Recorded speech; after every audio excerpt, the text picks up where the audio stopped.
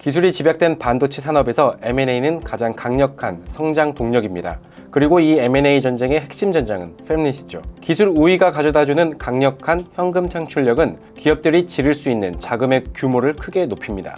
그리고 이젠 기술 경쟁에서 밀리면 더 이상 경쟁의 판 위에 설 수도 없다는 위기감마저 감돌고 있습니다. M&A는 선택이 아닌 필수가 되어버렸죠. 비록 무산됐지만 엔비디아는 ARM 인수를 추진했고 이제 다시 매물로 나온 이 ARM을 SK 하이닉스가 노리고 있습니다. 그리고 팹릿계의 강자 AMD는 조용하고 차분히 M&A를 통해 거대해지고 있죠.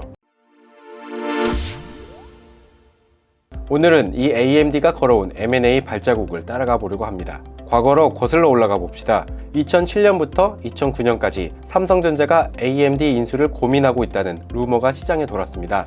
2011년에도 삼성전자가 샌디스크와 AMD 중 하나를 인수할 것이 유력하다는 국내 매체의 보도가 있었죠.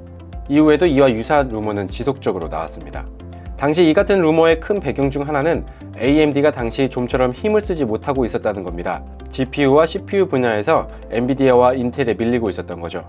그러나 지금의 AMD에선 과거 멸망 직전까지 갔던 분위기를 전혀 감지할 수 없습니다. 2014년 리사수가 CEO 자리에 오르면서 AMD는 성장 가도를 구가하기 시작했죠. 라이젠 시리즈가 시장에서 히트를 치며 부활한 것입니다.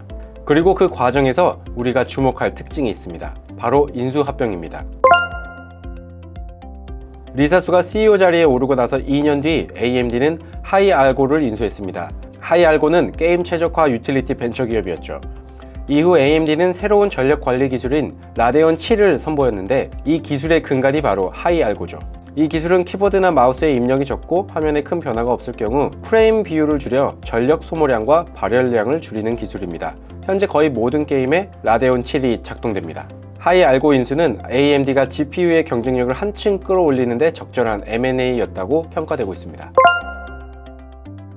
다음 딜은 2017년에 이루어졌습니다.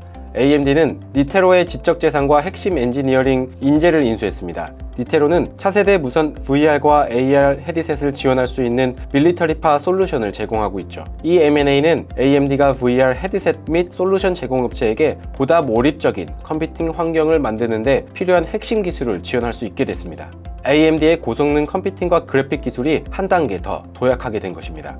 2017년 M&A는 메타버스와도 연결됩니다. 메타버스 생태계가 구축되기 위해선 VR과 AR 기기가 광범위하게 보급되어야 하죠. 그런데 이 기기는 저전력의 매우 우수한 칩과 소프트웨어가 필요합니다. 우리가 살펴볼 세 번째 M&A는 자일링스입니다. AMD는 2022년 2월 14일 자일링스 인수를 완료했습니다. 자일링스는 프로그래밍이 가능한 반도체 소자 FPGA와 적응형 SoC를 개발하는 곳입니다. 특히 FPGA는 여러 산업 분야에 적용하기 적합합니다. 산업용 장비는 보안성을 강화하거나 새로운 기능을 추가하기 위해 주기적으로 시스템 업그레이드를 해야 하죠. 그 과정에서 칩도 새로운 시스템에 맞춰 교체해야 합니다. 그런데 FPGA는 칩 교체 없이 설계만 수정하면 되죠. 자일링스는 데이터 센터용 AI 반도체 시장 내 FPGA 분야에서 약 60%의 점유율을 보이고 있기도 합니다. 데이터 센터 칩 분야의 강자 인텔에게 AMD와 엔비디아가 도전장을 내밀고 있는데요. 자일링스 M&A는 AMD에게 하나의 강력한 무기가 될 것으로 보입니다. 그 다음 M&A 타깃은 펜산도입니다. AMD는 2022년 4월 4일 펜산도를 약 19억 달러에 인수하기로 최종 합의했다고 발표했습니다. 펜산도는 네트워킹 칩과 관련 소프트웨어를 개발하고 있죠. 더 구체적으로 대형 서버 운영자들이 데이터 흐름을 더 빠르게 하고 운영 비용을 낮출 수 있는 칩과 소프트웨어를 연구합니다. 오라클 클라우드, 마이크로소프트 애저, IBM 클라우드, 골드만삭스 등이 고객입니다. 펜산도를 인수한 AMD의 의중은 확실합니다. 데이터 센터 시장에서의 입지를 공고하게 하겠다는 거죠. B2C 시장을 넘어 B2B 시장에 공격적으로 진입하고자 하는 모습도 보입니다. 리사수 CEO는 최고의 성능과 보안, 낮은 비용으로 최첨단 데이터 센터를 구축하려면 광범위한 컴퓨터 엔진이 필요하다며 펜산도 인수를 통해 AMD는 고성능 CPU와 GPU, FPGA, 그리고 적응형 SoC 포트폴리오에 선도적인 분산 서비스 플랫폼을 추가하게 됐다고 밝혔습니다.